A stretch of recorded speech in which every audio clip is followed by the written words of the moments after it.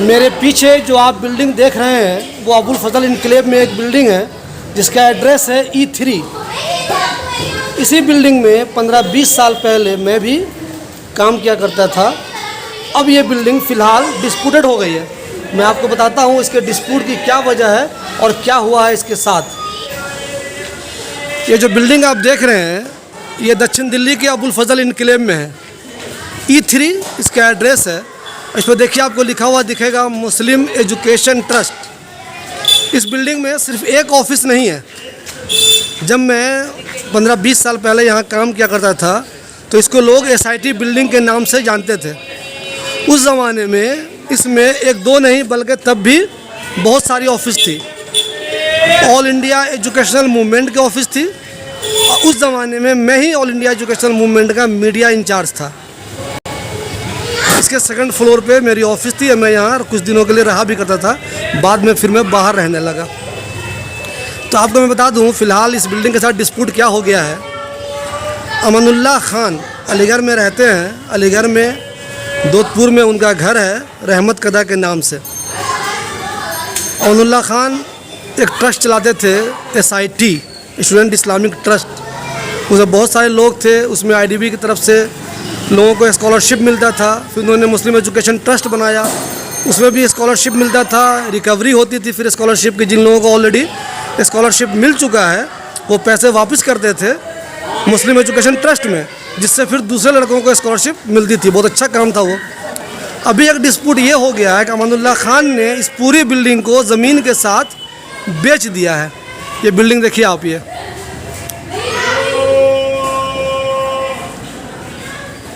इस बिल्डिंग को उन्होंने ये कहकर बेच दिया है कि ये बिल्डिंग मेरी अपनी ज़ाती है, किसी ट्रस्ट की नहीं है। उसके बाद तो हंगामा होना ही था। जो लोग मुस्लिम इशूज़ पे एक्टिव हैं, जिनको मुसलमानों का ख्याल है और जो सोचते हैं कि ऐसे इदारे कभी बंद नहीं होने चाहिए, उनको इस बात का अफसोस होने लगा कि भला ये इदारा किसी एक आदमी का कैसे हो सकता है और वो इसे कैसे बेच सकता है। तो अब ये मामला चला गया है अदालत में और अदालत ने इस पे स्टे लगा दिया है कि फ़िलहाल इस बिल्डिंग को बेचने की कार्रवाई रोक दी जाए। फ़िलहाल इसमें जो ऑफ़िस है वो ऑल इंडिया एजुकेशनल मूवमेंट की एक ऑफ़िस चल रही है। उसमें एक दो लोग काम कर रहे हैं। बाकी ये ऑफ़िस पूरी तरह से अब वीरान हो चुकी है। पहले इसमें कई लोग काम करते थे। स्कॉलरशिप का पूरा एक सिलसिला चलता था।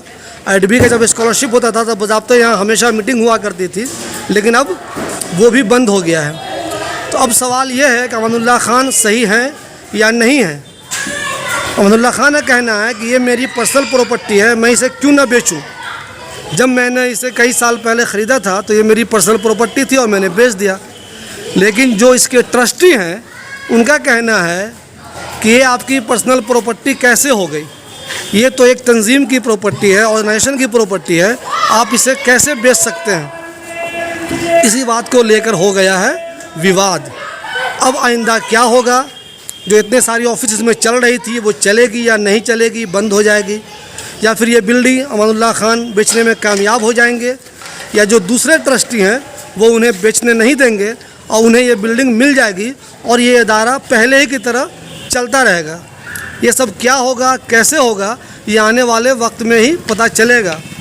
वैसे आम लोगों की राय ये है कि जिस अमानुल्लाह खान ने बहुत मेहनत से इतना बेहतरीन इदारा कायम किया, इतनी बेहतरीन बिल्डिंग बनाई, इतने लोगों को उन्होंने स्कॉलरशिप दी, इतने काम किए।